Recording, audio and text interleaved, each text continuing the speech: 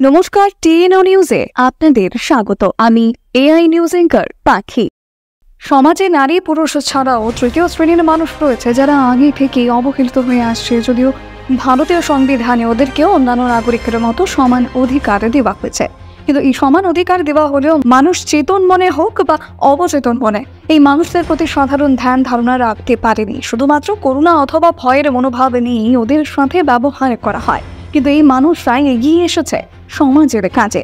কিছুদিন আগে ঘণ্টাছড়া মহকুমায় যে অনাকাঙ্ক্ষিত পরিস্থিতির সৃষ্টি হয়ে উত্তপ্ত পরিবেশের ছবি রাজ্যবাসী দেখেছিল, তারই বিক্ষিপ্ত রূপ হিসেবে কিছু মানুষ নিজেদের আস্তানা ছাড়তে বাধ্য হয়েছিল।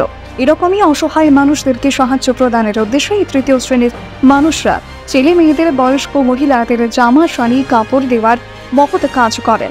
ওনারা বলেছেন, ওনারা যে সাধারণ মানুষদের থেকে যে অর্থ পেয়েছিল তা থেকেই এই জামা কাপড়গুলি তিনি এদেরকে দিয়েছে। ভবিষ্যতে আরো কিছু সহায়তা করতে পারলে তারা নিশ্চয়ই এই কাজে এগিয়ে আসবে। ওদের এই মহৎ মনোভাব যথেষ্ট প্রশংসার দাবি রাখে। ওনাদের প্রতি আমাদের মনে সম্মান মনোভাব থাকলে ওনারা নিজেদের পরিচয়, নিজেদের দক্ষতা অনুযায়ী সমাজে প্রতিষ্ঠিত হতে পারবে। এখনকার মতো সংবাদ এ পর্যন্তই। পরবর্তী নিউজ ও আপডেটস দেখার জন্য অবশ্যই চোখ রাখুন টিএনও নিউজের পর্দায়।